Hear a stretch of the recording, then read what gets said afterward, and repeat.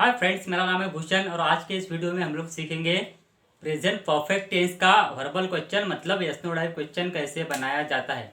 तो दोस्तों, हम लोगों को प्रेजेंट परफेक्ट टेंस का जो रूल है, जो स्ट्रक्चर है, वो याद है या फिर याद होना चाहिए। तो क्या है? Subject plus have has plus V3 plus object plus complement. अगर आपने वो मेमोराइज नहीं किया तो प्लीज़ मेमोराइज कीजिए। तो हम लोगों को वर्बल क्वेश्चन मतलब यस नो टाइप क्वेश्चन बनाना है। तो हम लोग इस टेंस में कैसे बनाएंगे? फॉर एग्जाम्पल मैं एक सेंटेंस लेता हूँ कि मैं पढ़ाई कर चुका हूँ। तो मैंने क्या आपको क्या सिखाया? किसी भी सेंटेंस के पहले क्या लिख दो और पीछे से क्वेश्चन मार्क्स लगा दो, तो क्या हो जाएगा? वर्बल क्वेश्चन हो जाएगा। मतलब मैं पढ़ाई कर चुका हूँ, तो उससे पहले हम लोग क्या लगाएंगे? तो और पीछे से क्वेश्चन मार्क्स लगाएंगे। मतलब वो बोलते वक्त भी हम लोगों को ट्यूनिंग उसकी एज अ क्वेश्चन मतलब क्वेश्चन की जैसी होती है वैसी ही रखनी पड़ेगी। मतलब क्या मैं पढ़ाई कर चुका हूँ हो गया इसका वर्बल क्वेश्चन। तो उसका रूल कैसे आएगा, उससे पहले मैं आपको यही सेंटेंस लिख देता हूं ताकि आपको अच्छे से एक्सप्लेन मैं कर सकूं। मैं सेब काट चुका हूं। मैं सेब काट चुका हूं का ऐसे मतलब हम लोगों को स्ट्रक्चर मालूम है। I have cut an apple. तो हम लोगों को इसका वर्बल क्वेश्चन बनाना है। मतलब क्या? इससे पहले क्या लगाना है हम लोगों को? सेंटेंस से पहले क्या। तो हम लोग लिख देते हैं सेंटेंस से पहले क्या अगर लिख दीजिए और पीछे से लगाना है क्वेश्चन मार्क। क्या मैं इसे काट चुका हूँ? तो उसका आंसर क्या आएगा? एक तो हाँ में या ना में आएगा। हाँ मैं काट चुका हूँ या फिर नहीं मैं सेब नहीं काट चुका हूँ। तो रूल यहाँ पे लिख लिया मैंने। तो मैं क्वेश्चन भी यहाँ पे लिख लेता हूँ। क्या मैं सेब काट चुका हूँ? क्या मैं सेब काट चुका हूँ? लेकिन इंग्लिश में इसको कन्वर्ट करना बहुत ज़्यादा इजी है। तो कैसे? तो आमतौर पर जो हेल्पिंग वर्ड्स आते हैं किसी भी टेंस में, तो हेल्पिंग वर्ड्स को हम लोग आगे निकालेंगे और पीछे से क्वेश्चन मार्क लगा देंगे। I have cut an apple में हेल्पिंग वर्ब कौन सा है? तो हैव। तो हैव को हम लोग आगे निकालेंगे और पीछे से क्वेश्चन मार्क्स मतलब एंड में सेंटेंस के क्वेश्चन मार्क्स लगा देंगे। मतलब देखिए, have I cut an apple. तो बोलते वक्त भी हम लोग ट्यूनिंग उसकी वैसे ही क्वेश्चन के जैसे रखेंगे। Have I cut an apple? Yes I have cut an apple. और no, I haven't cut an apple. I have cut an apple का कैसे बनाया? Have I cut an apple और पीछे से क्वेश्चन मार्क लगा दिया। तो बहुत ज़्यादा इजी मतलब वर्बल क्वेश्चन बनाना है। तो उसका रूल कैसे लिखेंगे फिर हम लोग? रूल ऐसा आएगा, सब्जेक्ट प्लस हैव हैज है तो हैव हैज आगे निकाल देंगे हम लोग। तो have oblique has plus subject plus V3 plus object plus complement plus question mark. Question mark is very important. तो वैसे हम लोग हर एक सेंटेंस बना सकते हैं। तो अभी हम लोग कुछ एग्जांपल इसके देखेंगे।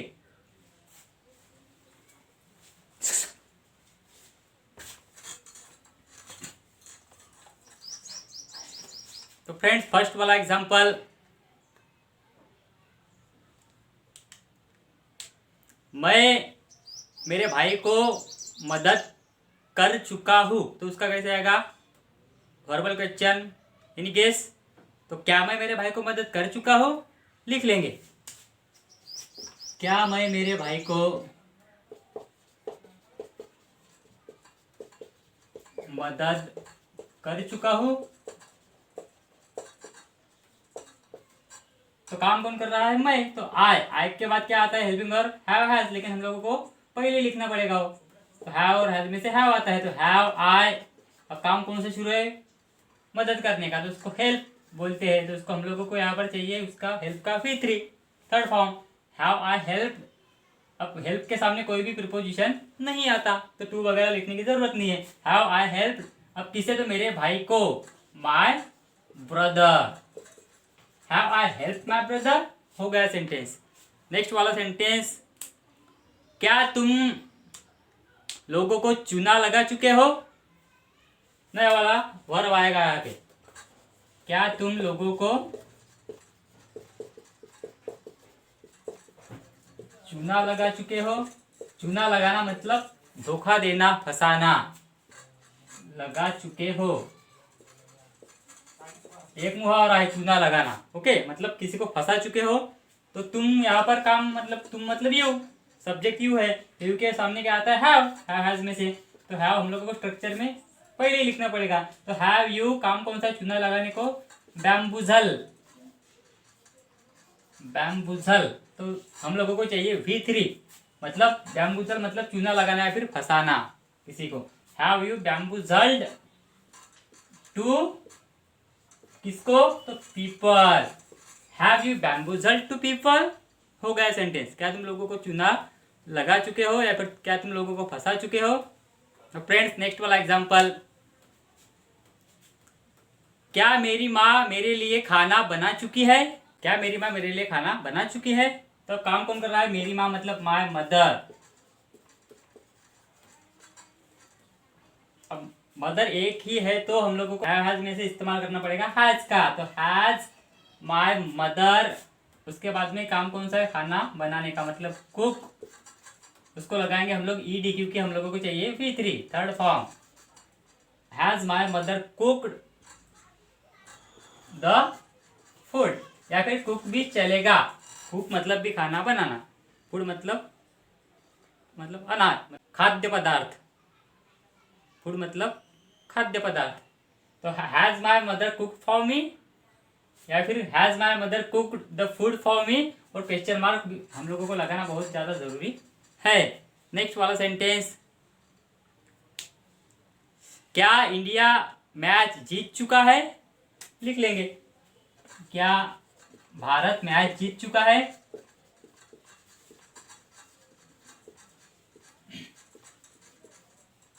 इंडिया, इंडिया के सामने क्या आता है, इंडिया इज सिंगुलर नाउन, तब हम लोग इस्तेमाल करेंगे हैज का। तो हैज इंडिया, अब जीतने को क्या बोलते हैं, जीतने को विन या फिर कॉन्कर, तो हम लोग कॉन्कर इस्तेमाल करेंगे, विन हम लोगों को मालूम है। तो फिर कॉन्कर हम लोगों को चाहिए V3, तो conquered, has India conquered the match, मतलब क्या इंडिया मैच जीत चुका है। तो has India conquered the match, हो गया सेंटेंस। क्या घर का मालिक घर की नीलामी कर चुका है, नया वाला वर्ब आएगा इसमें। क्या घर का मालिक घर की नीलामी कर चुका है, क्या घर का मालिक घर की नीलामी कर चुका है, नीलामी कर चुका है। बोलते वक्त भी ट्यूनिंग हम लोगों को क्वेश्चन की ऐसी रखनी है। तो घर का मालिक मतलब हाउस ओनर। अब हाउस ओनर एक है कि अनेक है, बहु मतलब एक ही है, क्योंकि कर चुका है, कर चुके हैं तो बहुत सारे ओनर उसके हो सकते थे, लेकिन कर चुका है इसका मतलब एक ही है। तब हम लोग हैज में से इस्तेमाल करेंगे हैज हाउस ओनर। काम कौन सा शुरू है, नीलामी करने का। तो फ्रेंड्स नीलामी करने को क्या बोलते हैं, ऑक्शन, ध्यान दीजिएगा, AUCTION, ऑक्शन मतलब नीलामी करना। और वैसे ही इसमें से यू हटा दिया जाए तो वो बनेगा एक्शन।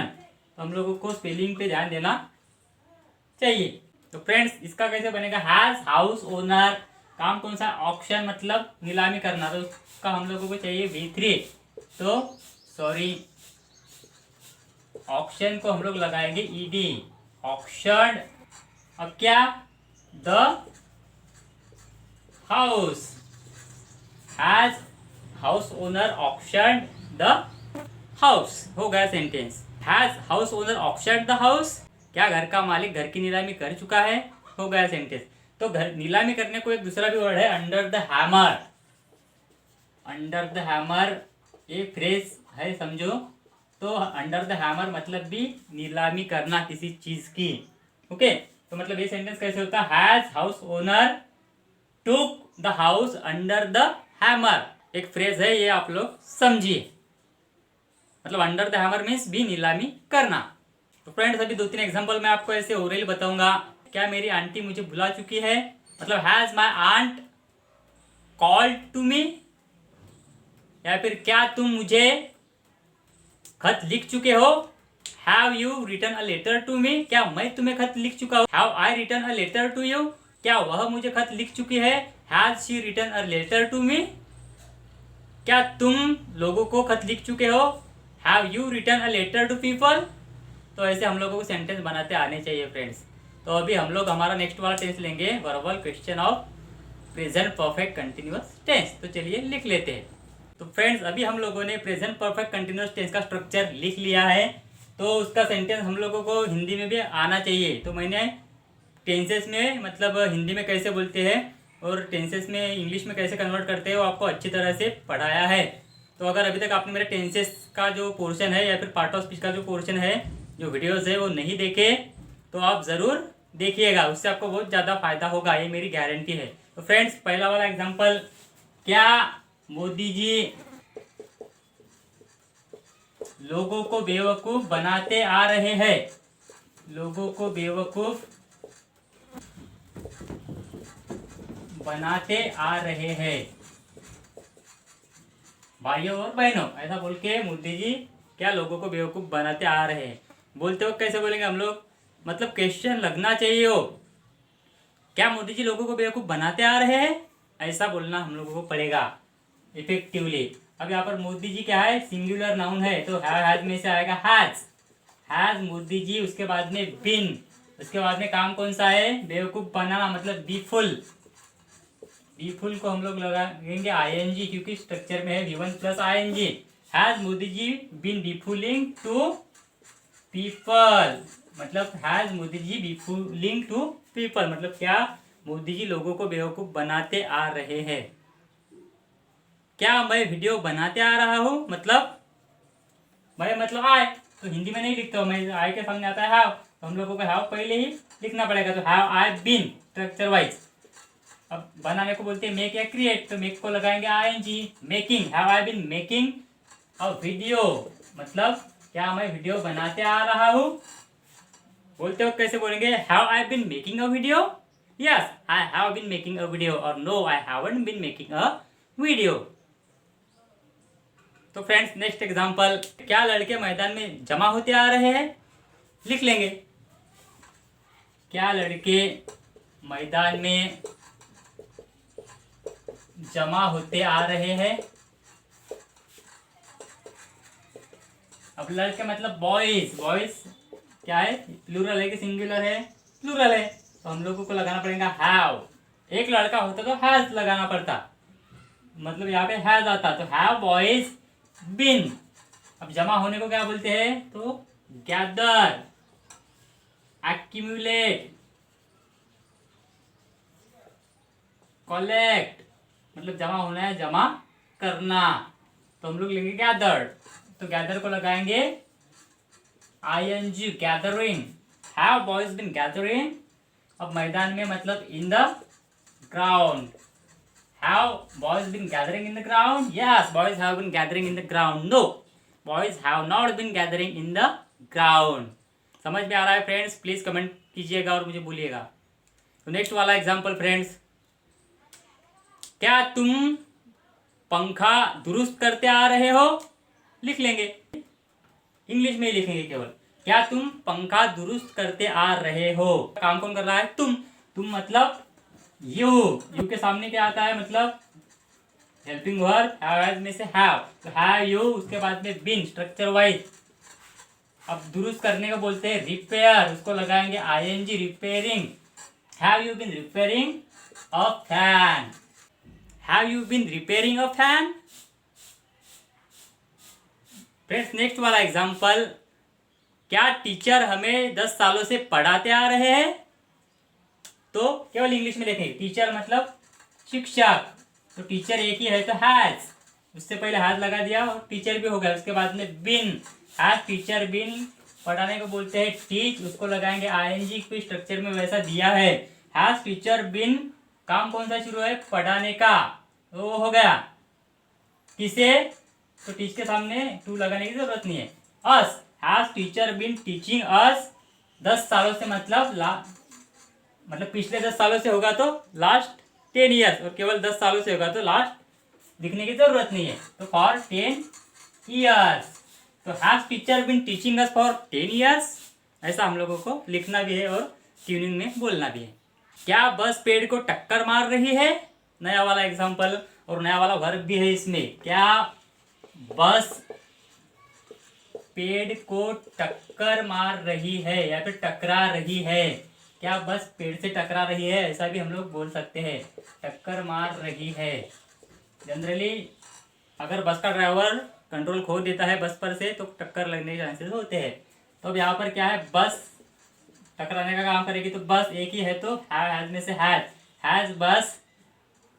या फिर ये सेंटेंस ऐसा भी लिख सकते हैं कि टक्कर मारते आ रही है।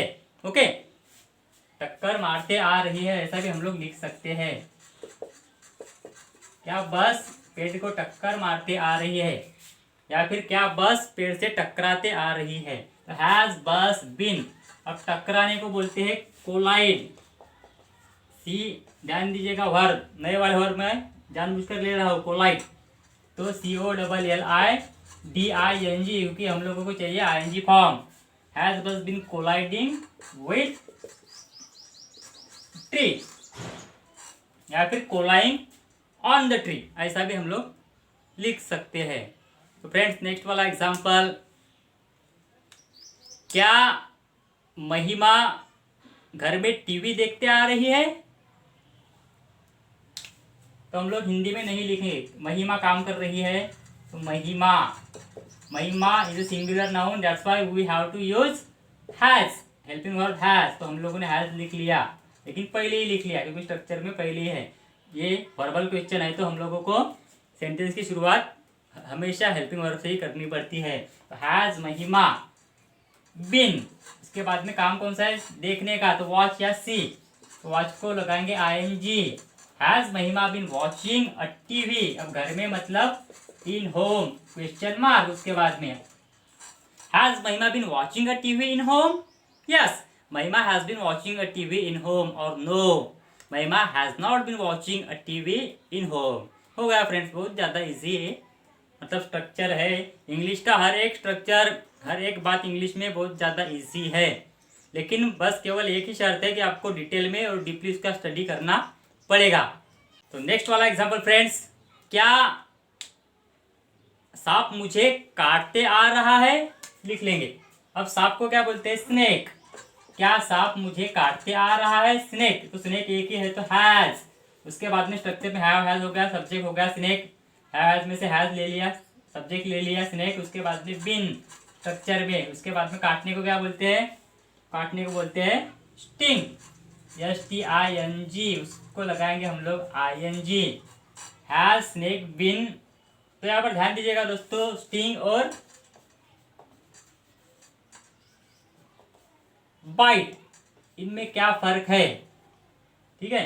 तो फ्रेंड्स, बाइट जनरली सांपों के लिए लिया जाता है, काटने के लिए, और स्टिंग मतलब जो छोटे छोटे जो कीड़े मकोड़े होते हैं जहरीले, उनके लिए इस्तेमाल, मतलब जो नांगी मारते हैं, दंश करते हैं, तो उनके लिए इस्तेमाल किया जाता है स्टिंग। तो इसका V2 है स्टिंग, स्टंग, स्टंग, मतलब स्टंग, स्टंग, और इसका है बाइट, बिट, बिटन। तो हम लोगों को यहाँ पे स्टिंग से ज़्यादा अच्छा रहेगा इस्तेमाल करना बाइट, क्योंकि आमतौर पर सांप काटने पर, मतलब उसको सांप के काटने को बोलते हैं बाइट। है स्नेक, BITING। तो T डबल होगा क्या, बिल्कुल होगा, क्यों होगा, तो ये दो जो वॉवेल है आया है, उनके बीच में एक कॉन्सोनेंट T आया है। तो इसके बारे में अगर आपको डिटेल में जानना है कि ये T डबल क्यों हुआ, तो उसके लिए आपको मेरा प्रेजेंट कंटिन्यूअस टेंस का वीडियो ज़रूर देखना चाहिए। उसमें मैंने डिटेल में बताया है, किसी भी मेन वर्ब को ING सफिक्स लगाते वक्त मतलब आखिर में ये हट जाता है, और दो वॉवेल के बीच में अगर एक कॉन्सोनेंट आता है तो वो डबल होता है। तो वो किन कंडीशंस में होता है, वो जानने के लिए मेरा प्रेजेंट कंटिन्यूअस टेंस वाला वीडियो जरूर देखिए। Do watch my that video.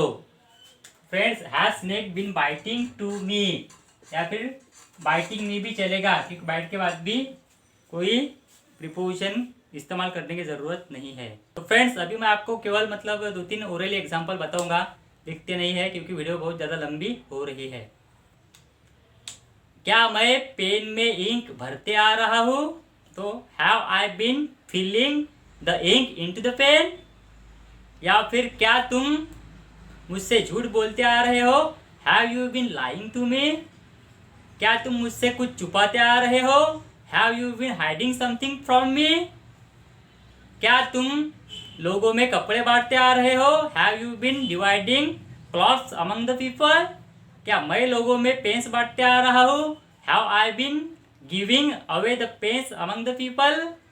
Give away का हम लोगों ने फ्रेजल वर्ब इस्तेमाल किया है यहाँ पर। गिव अवे मतलब भी बांटना और डिवाइड डिस्ट्रीब्यूट मतलब भी बांटना। तो फ्रेंड्स, आपसे एक मेरी विनती है, एक अपील है, एक गुजारिश है। अगर अभी तक आपने मेरा चैनल सब्सक्राइब नहीं किया तो प्लीज़ मेरे चैनल को सब्सक्राइब कीजिएगा। और अगर आपको ऐसा लगता है कि मैं जो कंटेंट बनाता हूँ, जो वीडियोस बनाता हूँ, उससे आपको फ़ायदा हो रहा है, आपको इंग्लिश सीखने में आसानी हो रही है, तो फ्रेंड प्लीज़ मेरे वीडियोस लाइक और शेयर ज़रूर करिएगा। और सब्सक्राइब करने के साथ साथ ही बेल आइकन को भी हिट कर दीजिएगा और ऑल पे सिलेक्ट कर दीजिएगा। फ्रेंड्स, मिलेंगे किसी नेक्स्ट वीडियो में, तब तक के लिए friends take care and keep studying. Bye for today.